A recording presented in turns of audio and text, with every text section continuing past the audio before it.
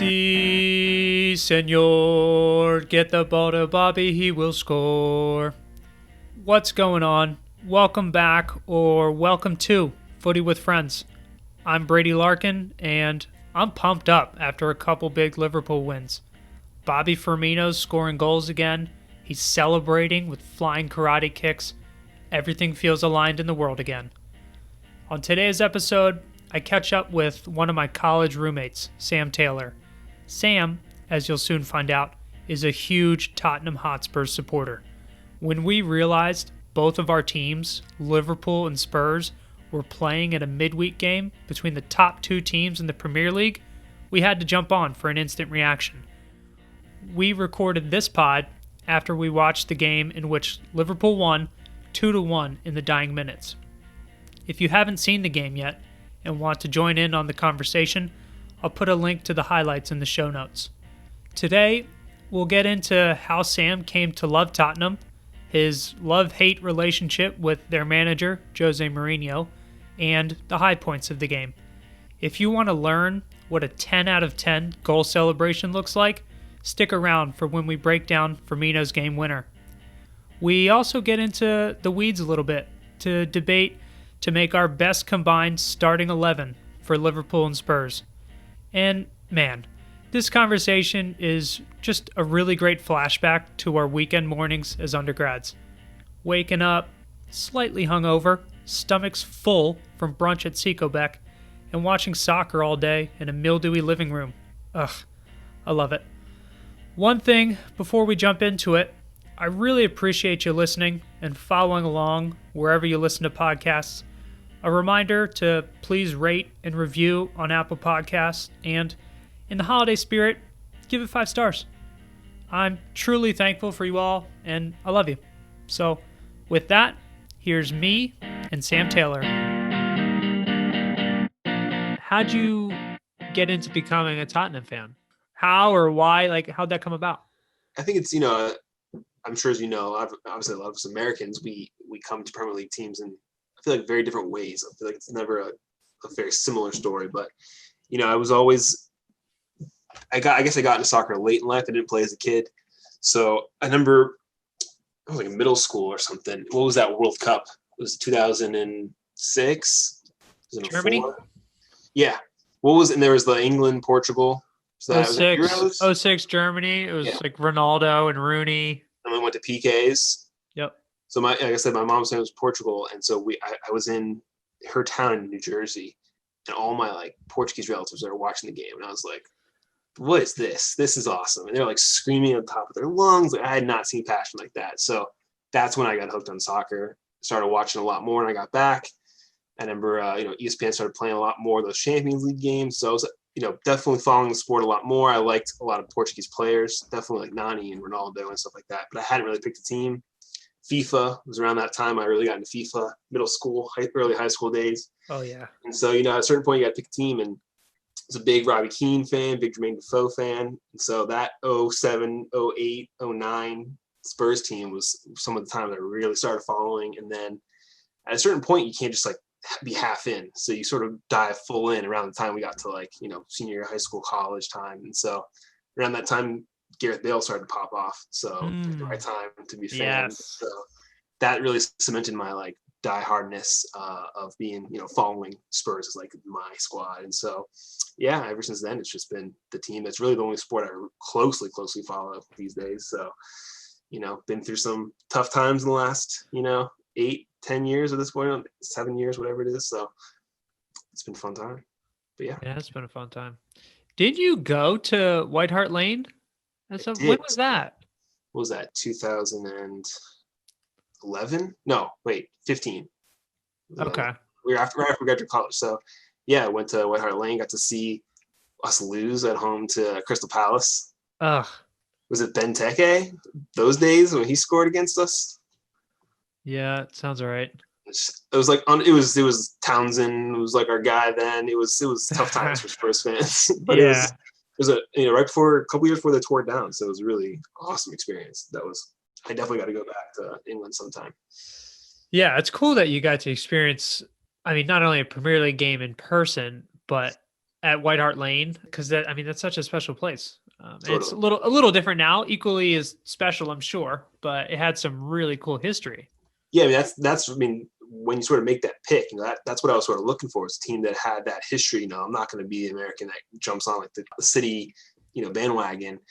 I want a team with history. So I really like the whole, North London, taking that side more, more diverse area of London, and then taking that, the history they have as a club is just so interesting. And so it's really easy when you're sort of on the fringes of that to get sucked in and be like, all right, this is my team. Yeah. So you chose Tottenham. Sounds like Tottenham chose you a little bit. A little bit, yeah. I don't know, that's the saying, right? Yeah. Yeah. This is your team, right? This is your team for good. Oh yeah, it's there's no going back at this point for sure. No. And why would you? This could be your year. We'll see. What'd you think about the game today? Yeah, man. I mean, hard. You live. I think I texted you, right. Live by Jose, die by Jose. I mean, park the bus, and then Liverpool just flips it over on us. Is that going to be all season? I don't know. We can't have, Bergwijn can't miss like that, and Harry Kane can't miss like that. If we're gonna park the bus, you gotta strike. And I mean, we really have a huge need on the right there, on the right flank. You got Son and Kane firing on all cylinders. You got to have someone else back. I mean, Bale, right? He's supposed to be that guy, but Yeah.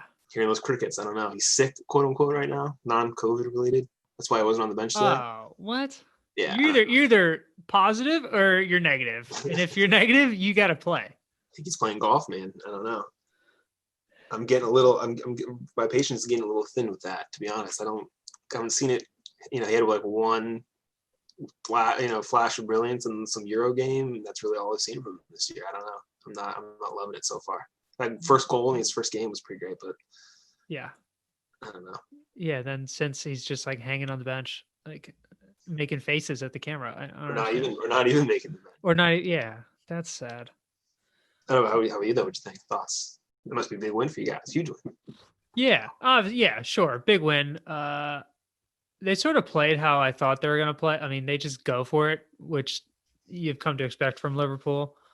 It was always just going to be a question like, are we going to stop, Kane and Son? Like, and it's always going to be a question mark with who is at the back, and they started Reece Williams, freaking 19-year-old. I don't know. How do you think he played today?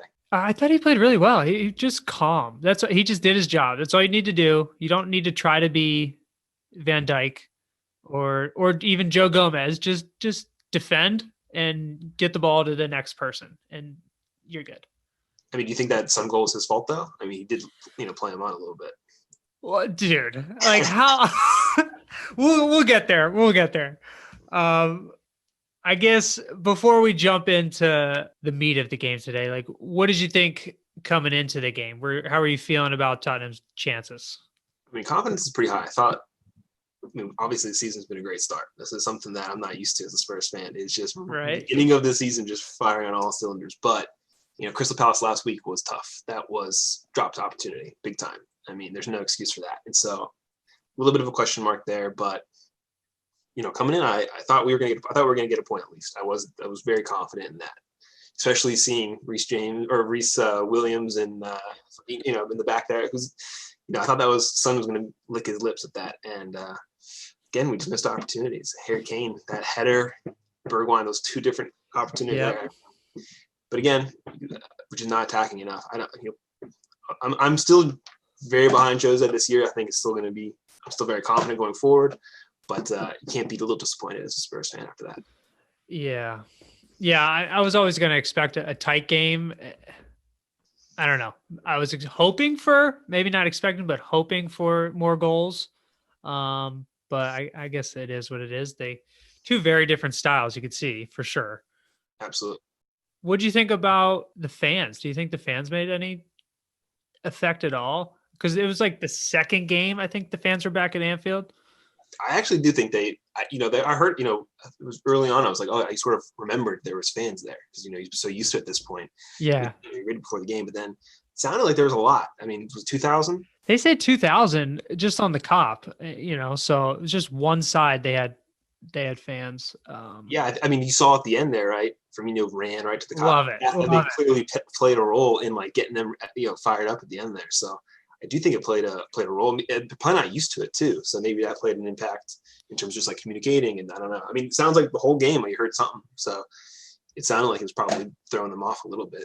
But Yeah. I can't imagine that was the reason why Bergwijn didn't finish. But No. Just in general, I think it's probably just it's more weird after going however long playing in empty stadiums and like being able to hear your teammates from across the field. It's weird. I remember like at the beginning of the season, all those goals in those first few games, everyone was thinking maybe the fans not being there was like, having positive impact on terms of like goal scoring. So Mm-hmm. I don't know. I can't imagine. But those guys are professionals. I'm sure they've been in every environment imaginable, and they're used to any kind of like external stimulus. But who knows? Yeah, if you're getting like 300,000 a week, I feel like you should be able to play. You should be able to play if there's 0 fans or 100,000. Absolutely. But anyways, yeah, I figured we can set the scene before we kind of unpack some of the high points from the game. Let's do it. I know we mentioned Reece Williams was really a standout from the Liverpool lineup, 19-year-old starting at center back. They were making such a big deal, like it's his Premier League debut. He's already played in the Champions League against Ajax and Atalanta, so I don't know. I wasn't too concerned. Did you like the Spurs lineup? So when I first saw it, my first reaction was Davies in there at left back. I am a big, Reguilon has been a stud this year for us. So I was a little confused by that at first. Like I don't know if it's just rotation. You want to get Davies because he's good. I mean, I'm not like anti-Davies by any means, but you would think that big game, you keep our lineup how it's been going all Premier League season. Reguilon's been that guy for us. So I'm assuming maybe slightly more defensive minded is your reasoning. That's why Reguilon came on at the end. I guess I would have liked to have seen him start the whole game. Other than that, I mean, really loving our lineup this year. I love Dyer at center back. I love Højbjerg. Has just been massive. He's like my favorite player. He's legit now, huh? I think it shows you. I mean, I was a little disappointed when we signed him. So I was maybe more questioning his ability. I knew he was like came from Bayern. I remember him like a few years ago being touted as like this wonderkin, and you sort of forgot about him at Southampton. But this year, I mean, he has just sold me. I mean, he's captain material for us. So love him. I mean, everything about our squad right now is great. Other than that right flank, in attacking right side, this has been a big question mark all year. And you see, like, it was a weird like lineup in the first half. It wasn't a normal. They were definitely, at least when they didn't have the ball, which was probably the majority of the time, they were like 4-4-2. They were just really deep and just let Kane and Son hang out for the counter.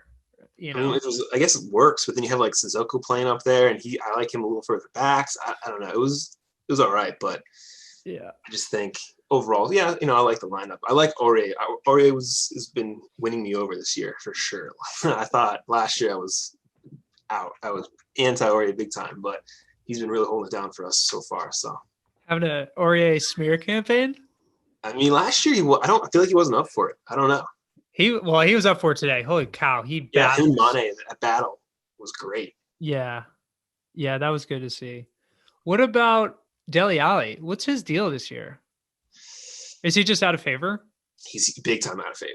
Big time out of favor. I mean, he's only had 2. He started the Everton game, pulled off at halftime. He played a little, like 5 minutes in Crystal Palace, and then today. That's all he's played in the Premier League, I think. Wow. And he's played a couple times in Euro, but he's been off the bench a lot. So it's clearly an issue with Mourinho. I think he saw it at the end of last year a little bit. His play really tailed off. I mean, it's hard not to love Dele Alli from all the memories, but he doesn't seem up for it. So, Jose knows how to get the best out of players. Maybe it's a long game here, but playing the long game. I mean, I thought bringing him on was an awesome move there at the end. I thought that could have been his opportunity to really like cement his spot in the side, but I think he's gone. I think he's 100% gone in the next transfer window in January. Yeah. Apparently PSG were sniffing around. I don't know. I just don't think he's that good. I mean, he hasn't shown what he can do. I mean, we've seen what he could do a couple of years ago. Yeah, well, that's the big thing. If you're inconsistent and you're talented, what's the point? Like, you're just a flash in the pan. All reports are he's just lazy too, and that's something Mourinho has zero patience for. Hey, Amazon documentary is like the first training session gets called out in the meeting room. But hey, you're lazy. Yeah. Lo Celso is the other question mark from the lineup. I think Spurs fans are kind of divided on Lo Celso or Ndombele.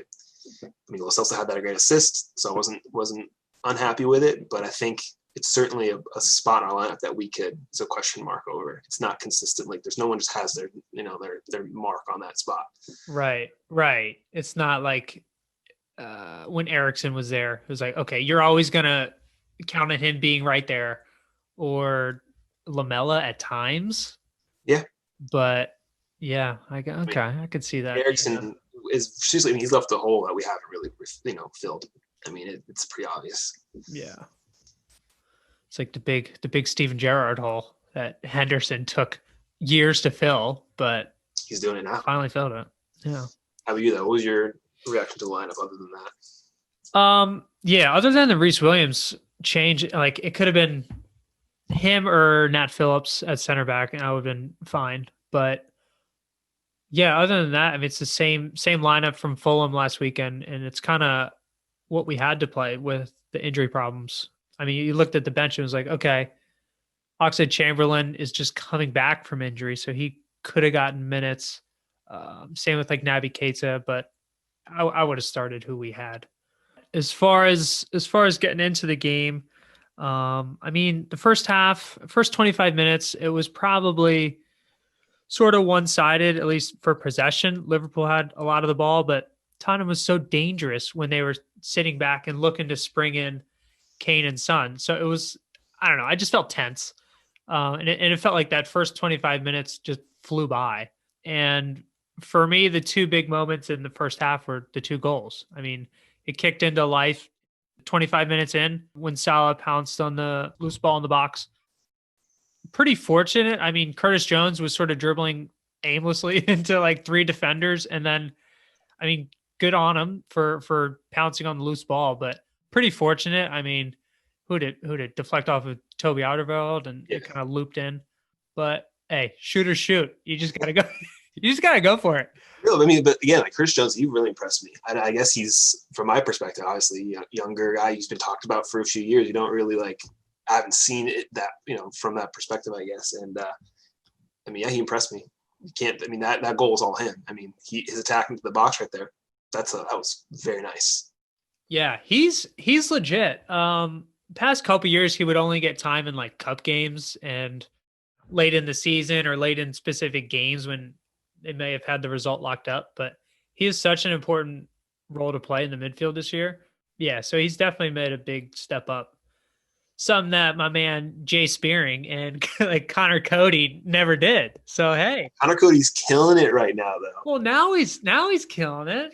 You were talking about Connor Cody back in the John Flanagan days, right? I was buying Cody stock when when Noah was in on it, when he was in the under 18s. But hey, he might start for England. He's playing really well. Yeah, Wolves is fun. The Portuguese B team on Wolves, I know, right? It's insane. They're this year. They're right behind us now on the table. Yep.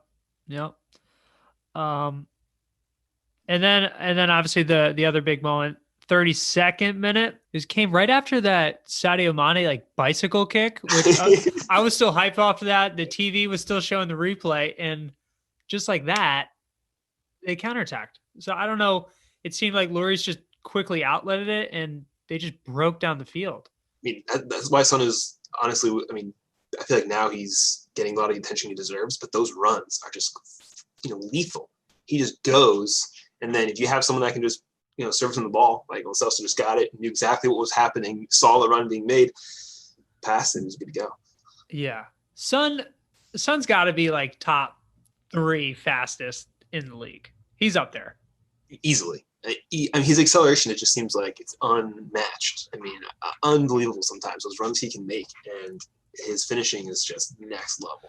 He's the total package. Yeah, super composed to finish one-on-one versus Alisson as he was coming out. But for me, a little controversial, the VAR. How quick was that goal check? It was very quick, surprisingly quick. I guess they were checking for the offsides, right? Yeah, I mean, but at first look, it looked offside to me. It didn't say anything, but it's it still was all after a while. The angles, it all worked out. Hey, I like it. I like it when they draw the line. Give me a zoom in, right? Build the tension and draw the dotted line. didn't even have time to zoom in. It was called a goal. I know they whipped it away. Like, what do you guys? You got to look at it. Liverpool's had, I don't, there's been like a few times I feel like I've watched you guys where you've had the similar kind of situations where your guy is on sides, but they'll take 20 minutes and then call him off. Yeah, they just tinker. The VAR guy's tinkering with the line, and I mean, yeah, a couple of times if Mo Salah's wearing size 9s instead of 9.5s, he's on sides. So I get it. I mean, I will say though, today that VAR check, that was a good commercial for like VAR. If that can be what VAR can be in the future, boom. Yeah, if it's quick, it was right.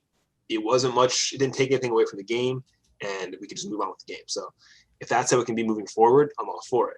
This season, obviously, we've seen a lot of ups and downs with VAR. So who knows? But maybe they're trending in the right direction. I was happy to see that, though. I'll say that. Yeah, I mean, I was happy to see a goal in general, like 1-1. Let's make it an exciting game. Like, I'm all for that, and I'm all for getting the call right. But I do want a little bit of human error, and maybe that's not with the goals. Maybe that's just with tackles, that they often review. Like, I think the ref needs to have some autonomy, just in the moment. Like, if you didn't see it, you didn't see it. Like, I don't understand. That's a good point. I mean, I guess like my big thing is the handballs this year. Like earlier, we have to have the ability to do that. I think offsides definitely should just be no human error. Let's let the computers do it and get it exactly right. But yeah, I think you're right for the tackles and stuff like that, the emotions and like the rhythm of the game. Let there be that, because why else would you want? Do you need a ref at that point? So right, and like you can scrutinize every single challenge, but the more you slow it down, the more it looks like, ooh, that studs up. No, it's not. Yeah, I think you're right. Sometimes you're right. Sometimes more review, less is more. Less is more. For sure. Less is more. For sure. That was the first half. Before we jump into the second half, I want to ask you about Jose Mourinho. So you were saying you live and die by him this year. One, how did you feel about him before he was the Tottenham manager? How do you feel about him now? So, I mean, as you know, I'm a big Portugal fan. Everything Portugal. My mom's famous from Portugal. So I love Jose as like a famous Portuguese person. And you love the personality of him. Obviously, when he's Chelsea's manager, you don't like him. You hate him. When the bus is being parked against you, you absolutely hate it. You gotta hate him. And all his little, comments and all that is very annoying when it's against your team. But the chaos agent that is Jose Mourinho, there's something about him that you just love. When he goes to Real Madrid and United, there's just something about it that's you like watching and you sort of root for him. So when it was last year when it was Poch out, it was we were kind of like in the position Arsenal's in right now. Early start of the season, really low, sniffing on relegation. Seems like the locker room was lost. I was definitely in favor of the move. I think bringing in a manager like Jose Mourinho with the titles he has and the clout he has for a club like Spurs is massive. And when you move on from Poch, who took us to the, my time being a fan, the highest I've ever seen, you have to replace that with someone big. You can't go down to like a no name. You have to, again, in terms of recruitment, in terms of all the stuff, you need to be positioning ourselves as, the biggest club in London. That's our goal, right? So stadium, Jose, I was all for it. And so he's really, there's a little rough start there. I was definitely may have texted a friend or two, Jose out last year, but pulling the trigger. I mean, again, it's live by Jose, die by Jose. And so when you're not seeing that attacking football that maybe we had seen under Poch, you sort of like, oh, this is a huge change, and this is not what I'm used to. But when he comes in and drops players that you love, that's tough. When him and Vertonghen had a little bit of a problem last year, that's tough. I mean, that's our guy, So, yep. And then, but then you see players like Dyer and Sissoko that may have been on the fringes last year come back into the squad. So, I definitely am very behind Jose right now. I'll say that. Right, yeah. Right now that you're getting results, things are going your way. Yeah, it's hard to argue with. I mean, his track record speaks for itself. And yeah, there's something about him, something about the way he gets the guys buying in to his style, his philosophy, and it just straight up generates like gravity almost. And it's hard to stop when that train gets rolling, as you can see this season. I think he does a really good job of getting, and I think it works well with a club like Tottenham, where there is like an impression that like pull Spurs or the bottling, sort of like the butt of the joke, the meme, and he can tap into that. And I think he puts like an us versus them mentality really easily, and he uses the media and all this stuff against him to then say, look, like everyone's doubting us. And I feel like the team, you can sort of see like we made Liverpool wait, a few minutes and a half. Like Yeah, what's up with that? They're 2 minutes late out of the locker room. That such is a Jose thing to do, and I think so that, intentional. but I think like that's why it usually ends so quickly for him, because it's either when it's working, and he's got everyone bought in. But the second he loses someone or a couple of the players, it's over. I mean, you have to have complete buy-in. But then if someone, on one of these big clubs like, turns against him, you saw what happened United, you saw how Real Madrid. I mean, everywhere he goes, it sort of ends in this sort of clearly like emotional ending. Yeah, it's like he also, I mean, he must have instructed Kane to switch which sides they're attacking because usually Liverpool attacks the cop end in the second half, but today was reversed. And I feel like the only other times that's happened is when Jose's been at Chelsea. There's only a few like managers who really care that much about it. Again, I was like, I just made a note, like, what's he up to today? I actually didn't pick up on that. It's really funny. I didn't notice that. That Yeah. is great. And then it comes back around later when Firmino scores his goal. He has to run the whole like 80 yards down the field to celebrate. So I love it. I love it. So let's get into the second half. I mean, it started pretty much the same, maybe a little more attacking from Tottenham. It still seemed like a lot of the time Spurs were set up a little deeper, and whenever Liverpool had the ball, there was 20 players inside one half, and they were just, again, it was tense because they had Kane and Son up top looking to break at any moment. There was one point where Son almost outran the entire team on his own. I think it just barely made it to Allison. They played out from there, but holy crap, they're dangerous. It definitely seemed like the game we came out second half, like there's high motor. It was just running. Like the fitness levels are pretty high right now, and that was definitely one of my like initial takeaways from that beginning second half. Was just Bergwijn, Son, Kane are just flying around, trying to get that counter going. Yeah. Yeah. At any moment, it's just one pass away or one flick on away from being in. Yeah. So definitely dangerous. There was a couple good chances from each team. I mean, Kane had he had the header. He spiked down into the ground. He had a chip from distance that Allison had to parry just beyond the bar.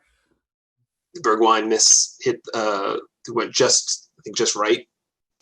That's like yeah, just wide. And then he had a similar one a few minutes, maybe 20 minutes later, where he hit the post. But coming right out of the half, he made a crazy run out there and then almost got it. Yeah. And then I guess for Liverpool, the big one would have been Mane. He had that turn on a really tight turn on Aurier and just ripped a left footer shot. I mean, that kind of summed up their battle all day. They were going back and forth, those two. All day. But yeah, I mean, Mane is one of those like players when you watch it, it's just every time he touches the ball, I'm scared. If it's near the box at all, there's something about him that is just, I don't know, very high respect for. I mean, obviously all the attacks from Liverpool. I mean, Salah is very similar, but something about Mane on that side with Aurier there, it's just like I got some nerves going when those battles. I don't know. This could turn out pretty bad any second now. So yeah, who scares you the most on Liverpool? Mane? Yeah, I mean, Salah is like, you just know, like, it's obviously like a given. I mean, they're all so good. I mean, obviously, Firmino is not quite as much as the other two right now, Mane, something about Mane when he has the ball on his feet is just very scary to see. I mean, Yeah. Salah, I mean, he had that goal. I feel like he's always in the right place at the right time. Honestly, though, like Jota is really scary. Jota's more scary for me than Salah. Um, him and Mane are probably 1 and 2. On their day, they could be 1 or 2. But yeah, it's pretty surprising. I mean, because he came in and he's immediately one of the best guys on the team. It's ridiculous. Easily. Yeah, for me, scariest person on Tottenham. I mean, it's got to be Harry Kane. Yeah. Because anytime in like the attacking half of the field, I feel like he has the green light. And he's the kind of striker to, if you give him a half second to glance at the goal, he's letting rip. And like the thing about Harry Kane this year, I think you saw it with that, like when he had that long chip. Yeah. That dive, I think Allison like was passing it out and Harry Kane like dove and like got the ball back. He's working. He's working. He's like assisting. He's just like doing everything. He's dropping back. He's had like some defensive plays this year. It's one of those like any minute, like you said, it's just something switches and it's over. I mean, it's clinical is sort of a definition for him this year. Yeah. He's passing. I mean, him and Son just together. I don't know. Yeah. It's clearly Son or Kane at this point. There's no other dangerous player right now. Well, it's one of the two. They're setting each other up, but yeah, Kane. I mean, Kane for me, it's like if you're not aware of him for a half a second, he's gonna make you pay. So pretty scary. What makes that missed header? I mean, he's gonna be up all night. There's just no way. Like, that was probably the easiest, miss of the day. Yeah, yeah. How did he get unmarked? Like the scariest guy on the team. You're not gonna mark him in the box? Shocking, but yeah, got let off the hook. Well, let's move on to the game winner. So 89th minute, Bobby Chompers. I mean, it was right down to the end. I mean, both teams were pushing. I would have been kind of fine with a tie because it was a fair game.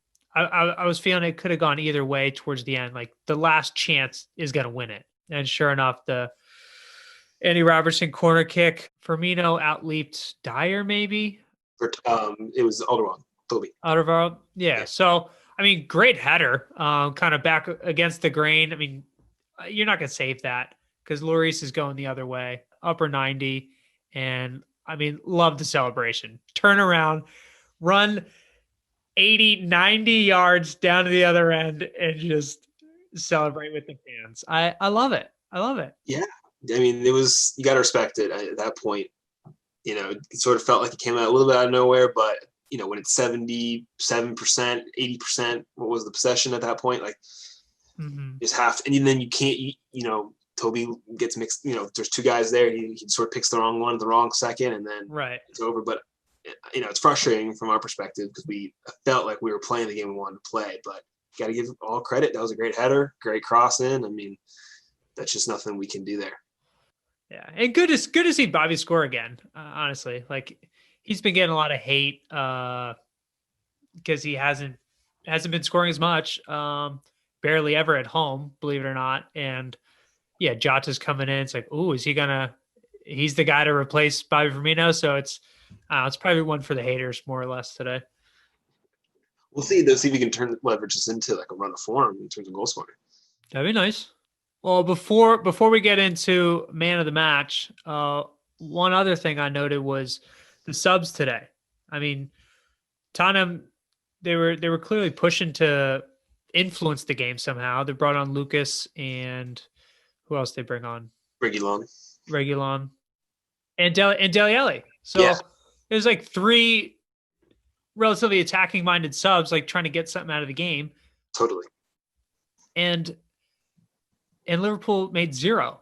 So that was shocking in and of itself. I know they were trying to bring on Naby Keita in like the dying seconds of the game, but this got me thinking. Like, I don't know. Have you been following the debate? Do they want 5 subs as opposed to 3? Yeah. It sounds like it's more for the wellness of the players because there's a lot of games in a short amount of time in a compressed season, but it it's not going to help Klopp's argument if he doesn't use any of his three subs and he's arguing for five. Yeah. Do you think maybe it's just because he had a lack, other than Keita, he had a lack of defensive players he could bring on? Because that's at that point you sort of want to bring on another defensive minded. I don't know. Yeah, it's sort of puzzling why he didn't make any more subs. Thinking about it now. Yeah. I mean, I guess it's going to come down to the fitness levels of the players. Like if they're more or less fine, then sure, keep them. But if you want to think tactically, defensively, you could bring on another center back at least, just to win any balls in the box towards the end. So they got Nat Phillips. If you want to go attacking, before they got the goal, they could have brought on Ox or Minamino. So I don't know. They could have gone other ways, but I don't know. I just hope this doesn't bite them. How about man of the match? Who do you got for this one? Certainly, definitely a tough one. I mean, you got to go. I mean, Bobby Firmino. I mean, the goals. That's a huge goal. Can't take that away from possibly being man of the match. Honestly, I thought Jones was looking really good the whole time. I feel like he was really creative, dangerous. And Salah's goal was huge. Can't really give it to him. I don't know. I would probably give it to Jones just because I thought he was from start to finish really attack minded. Was influencing a lot of pressure into the box. Looked really good the whole time. Jones, Kojo.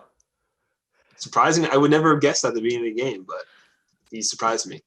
Yeah, I mean, I see your point. I mean, super consistent. I mean, he was very accurate with his passes, and like you said, he's trying to make things happen when he gets the ball, either like dribbling and just taking on players, which is good to see, and he's looking to create his own shot or create a cross. So there's usually an action when he gets the ball rather than just like knocking it side to side. So I see that. I think he's a big part of the reason you guys had so much possession. I mean, I feel like he was just always moving that, helping, making those the right kind of pass, making the right kind of movements. So that kind of possession, who knows how the game would have turned out. Yeah. And I mean, really impressive to see from such a young kid to like be that confident on the ball and just want the ball in some of those big situations. So I see that. I'll still give it to Bobby Firmino. Yeah, I mean, it's hard not to give it to him for that. Yeah, for sure. Yeah, hitting a game winner and back on the score sheet for the first time in I don't know how long. So yeah, for me, Bobby, but I could see Curtis Jones as well. The one I know I sent this just before we hopped on. The one challenge I have for us is can we name a best combined 11 from the teams today for Tottenham and Liverpool? Two best teams in the league. Who would make the team if we had to combine from Spurs, from Liverpool? And we can go through this together. What formation are we playing? Depends. Maybe it'll work itself out. Let's start from the front and work our way back. So, of the attacking players, so you got Kane, Son for Spurs, and Bobby, Mane, and Salah. If you're gonna choose three, you got to go Son. If Son's one of the first names you got to call. Sonny's in. Sonny's in. That run was insane. He had just flying on the pitch all day. So I mean, I feel like he was certainly influencing the game at a level like none other today. So he's my first name I'm calling. He's in. I would also choose Kane. Like despite the goal from Firmino today, I think again he's just scarier, and you have to be more aware of Kane than you do Firmino. Totally. In the attacking third of their own halves of the field. So yeah, I would choose Kane to go along with Son up top. How about a third? I mean, Mane, those battles are pretty great. Again, it's kind of a similar side as Son, right? But I guess we're sort of floating out there, for this purposes. We can call him. I don't know. I wouldn't call Bergwijn's misses were just too bad to put him in there. How about? I mean, Salah was great. Yeah, I would choose Mane over Salah, just because. Have you saw today? As dangerous as Salah is, if it's on his right foot, it's like a JV shot. It's like half the time it's just has no power, or he doesn't get the accuracy he wants. But I think Mane can go either way, right or left, and just unleash. So I don't know. For me, I would take Mane over Salah if we needed one more Easy. in the attacking spot. That works. It's gonna get difficult in the midfield because I think they were really even today. Yeah.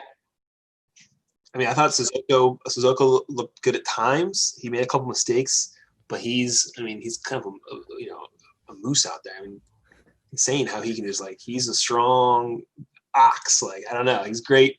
Hoiberg looked really good today at times. I would probably not put Lascelles up because that second half when he came, he sort of pushed more to the right side, which wasn't doing it, and that's why I think Mourinho made that pretty early switch for Lucas, because it was just on that right flank that it was not working for Lascelles out there. Yeah, in the midfield, if we're gonna combine, Lo Celso's out for me. Jones, he's in or he's out. He's on the fence for me. So we're talking just this game, right? So Yeah, just this game. I thought he looked better than a few of the other midfielders out there today. I don't know. Maybe I'm overrating Jones here, but He's a big Jones guy. I'm a big Jones guy, and he's a FIFA legend. So who knows? Career mode. Oh man. Oh man.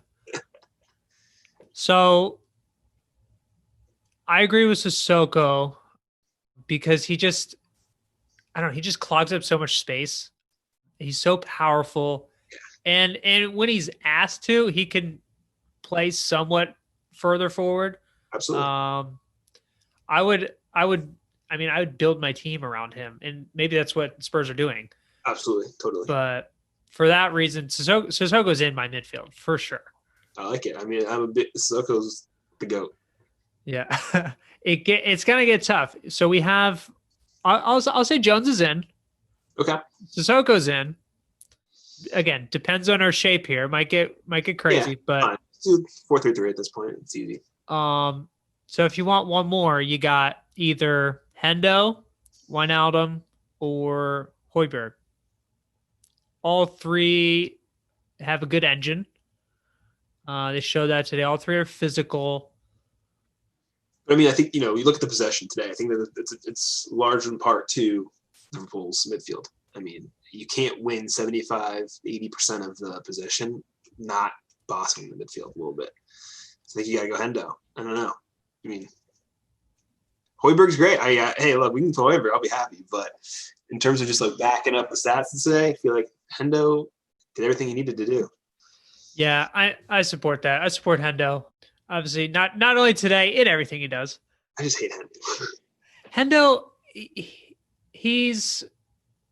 it's such a cliche. He's like the coach on the field, but you could see when a pass is not quite weighted hard enough. He's turned around and telling him let's go, hit it harder. That's what Van Dijk does. He would do that to Lovren all the time. Lovren would hit these soft little passes across the field, tempo, let's go. So yeah, he's an important part of the team, keeping possession, keeping it fast, and he's probably the first one to scream at people when they don't react quick enough when we lose the ball, because that's a huge part of how Liverpool plays. Sure. So yeah, I'd take Hendo in there, and they can kind of all three float around and clean stuff up. Yeah, so definitely Hendo's in. Hendo's in. All right. So moving to the back line. Again, probably pretty even, but we can debate as we go. So we need 4 defenders at this point. Maybe start with the outside backs. So for Liverpool, we got Robbo and Trent Alexander-Arnold. And today for Spurs, it was Aurier and Davies. So I think the right back's an interesting discussion to have. I mean, Trent was really good today. I think there's not really questioning that. Aurier did what he had to do as well. I don't really think he made any mistakes today. So while it pains me to say it, I think I got to go Trent. But Aurier looked good. I mean, Aurier did look good. That was the best I've seen him play. Not that I'm watching every game, but he he was he probably won more of the duels with Mane than he lost. Yeah, it's hard. I feel like you know that position better than me, obviously. So I'll defer to your judgment on the right back situation. I'll give it to Aurier. I mean, Trent didn't have to defend as much as Aurier, and Hit a little nutmeg though on Sunny earlier. that was quality. We'll give him some points for that. But still, I don't know. He wasn't bringing. If you're not defending as much, hopefully you're attacking more. And he just wasn't bringing that whipped service that he usually does. Good point. At least it wasn't beating like Dyer or Alderweireld. So like he was whipping it in, but to no effect. Okay. So for that, I'll give props to Aurier. He held it down today. How about the left side? Are we giving that to Robertson? Yeah, I think you got it. I mean, Davies just it wasn't bad from him by any means, but I just feel like Robertson was making some good passes. He had the cross for the game winner, so I think you got to go there. He was pretty active. I feel like his name was said a lot by the announcers. I feel like he was involved a lot, so that's good. It's a good sign usually. Because he doesn't stop running. He just keeps going. Do you think he has a case for the best left back in the world? Oh, for sure. Yeah. Like bias aside, like for sure he is because he's a two-way player. Yeah. As an outside back, your first job is to defend. If you can't do that, then yeah, you're a great winger who gets beat. But yes, he holds it down defensively. He's really consistent, and it's probably even more evident now when Van Dijk isn't right next to him how much he can do on his own. But yeah, on the attacking side, I mean, last year him and Trent each had like 11 or 12 assists. He had another one today, and he plays more like a winger. He's looking to go 1v1 or like combine with Mane on the left side. So he's incredible and one of the most fit on the team behind James Milner, always beating the beep test. But yeah, he's got to be in the discussion for best left back. So yeah, he's on definitely. Go to the center backs now. Yeah, center backs. Let's see, Liverpool, Fabinho and Reece Williams, and for Spurs, Dyer and Toby. You can't give it to Toby. I mean, you can't give it to Toby because while take away 2 moments, he was pretty good. But the 2 moments that he's involved in, deflection and missing his mark on Firmino. So I'm a big Toby fan, but you can't have him as one of the two. Yeah. I thought Dyer. I'm a big Dyer guy. Big Dyer guy. Dyer Wolf. I've defended Dyer probably more so than a lot of Spurs fans. So I'm definitely biased when I say Dyer looked good today. A lot of defending. We had to do a lot of defending today. And I think a lot of that was him. I feel like he has a really great IQ of the game. I feel like he's never out of position. He makes some mistakes, but it's usually being too aggressive or, being a little too forward or things like that, but never not being in the right spot or not making the right call, I guess. So big Dyer fan. I thought he played pretty well today. Yeah. For Toby, that's harsh but fair. And Dyer, I agree. And my question is, naturally, is he a center back or a midfielder? So, he came to Spurs as like a center back, and he started there, and then he moved into center mid as a, sort of defending right in front of the 2 center backs under Poch. Yeah. But I think he's more naturally a center back. I do think he has those skills when he learned in Portugal at Sporting Academy that I think we don't really associate with center backs in the Premier League. But I think that his defensive IQ, as if you will, is certainly a little bit more for a center back. So I think he's really found this is like the best I've seen him play under Spurs recently. So yeah, super consistent, and it's good to have a versatile dude in the back like Dyer he's good with the ball at his feet as a midfielder almost, but he's a defensive minded player, so he can play center back. That's good to have. he takes the free kick. I mean, like that. You see that Yeah, at the did end. not expect that. Holy cow. A few years ago, he had that one in the World Cup for England, didn't he? I don't know. I remember I was thinking of a Joe Cole free kick from a few World Cups ago. Yeah, not that one. He was so good until he didn't play with good players around him. That it's like, oh wait, Joe, you're actually not that good. It's like Rodri on Man City. Are we sure that guy is good or just surrounded by good players? I think he's surrounded by good players. I don't think. I feel like I've never watched a game with him and been like, oh yeah, that guy, he's playing amazing. No, it's never like that. It's always like, why is he out there? Yeah. Yeah. Oh, he looks good because he's with De Bruyne and Yeah. and Mahrez and Sterling. Like that's why. Yeah, totally. Okay. So Dyer's in, Toby's out. Need one more center back. I don't feel good about giving it to Reece Williams. As good as he played today, he's got to earn his stripes a little bit. Yeah, I don't think you give. I think you got to go Fabinho there. Yeah, you got to go Fabinho, and it's interesting. Fabinho's in a similar situation too because he's not a natural center back like Dyer, but maybe Dyer is more now. Not that prototypical, I guess you should say, maybe. Yeah. And I mean, I was pleased with Fabinho today, just because he played it simple, timed his tackles well. A lot of the times, I'm like on the edge of my seat, like freaking out because he tackles like a midfielder in the box. Yeah, he goes to ground so much. What is he do? What is he doing? But he's got these long octopus legs. Like it doesn't even.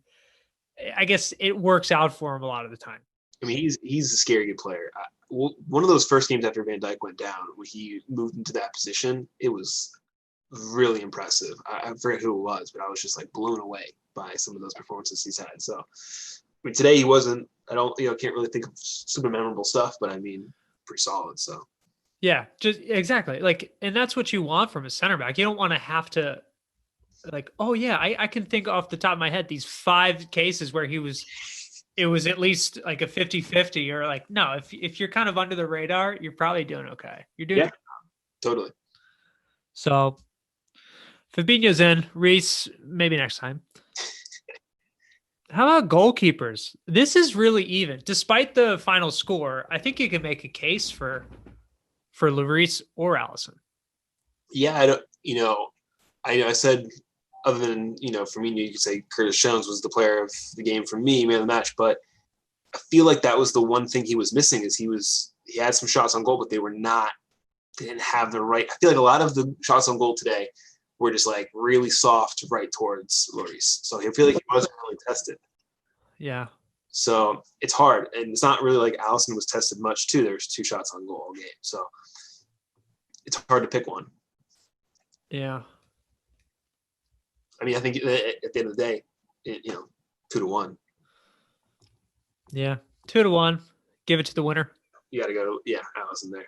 He was tested by that parry. He did pretty well. Not the parry, the chip by Kane. Tap that away. Yeah. I don't know. He had a couple. He came out of the box a few times, definitely more so than Lloris did. So I feel like he's a very solid player, obviously too. So I don't know. Yeah. We'll give it to the Alisson Becker. Have you seen the stuff on social media, like the actress Alisson Becker? No. She gets a lot of stuff from like Liverpool fans, like random Brazilians that love Alisson. Yeah, because her name is like 1 letter off, I guess, in Alisson, and she got these. She got mailed to her these. I guess it was a regular size Becker jersey, the goalkeeper jersey, and I guess she's a petite woman, and it's like this huge blanket. You're like, yeah, thanks. I guess I'm a Liverpool fan now. That's so funny, actually. The awesome. Alisson Becker. The Alisson Becker. All right, our combined Liverpool versus Spurs team from today, from back to front, we got Alisson between the pipes, across the back, Robbo, Eric Dyer, Fabinho, and Aurier.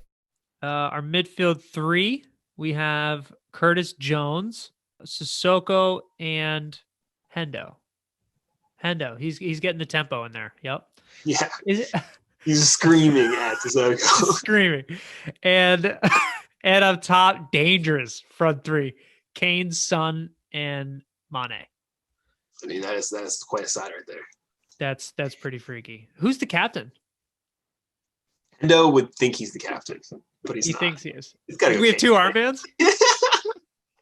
Hendo probably like tells everyone like, "Oh, I let Kane have the band." You know. Yeah. I mean, maybe I don't know. Maybe probably Hendo. Let's be honest. Kane wears he can have his own armband. Yeah, or I feel like Kane doesn't like being captain. I love Harry Kane, but he's you don't I think like him very being happy captain? being like, all right, well, whatever. He just like pretend to be. I know I love Harry Kane. Sort of that vocal leader. I think he's a leader, through action, obviously, but you don't see it the same way as like Jordan Henderson is like, a very typical captain of of one of these kind of English sides. So yeah, he's in this Steven Gerrard school of captains. Yeah, I mean, clearly. Yeah, maybe Kane can. He'll wear his armband on like his leg, on his calf, like Oh, it's too funny. Nice. That was fun. This was awesome, man. Yeah, thanks for having me on. Dude, Anytime we talk, it's nice to catch up, bro. Of course. You're welcome back on anytime, especially if there's a Spurs game that we can talk about. Let's do it. Sounds good, man. All right, man. It's nice catching up. You too, man. I'll talk to you later. See ya. Big love. Peace.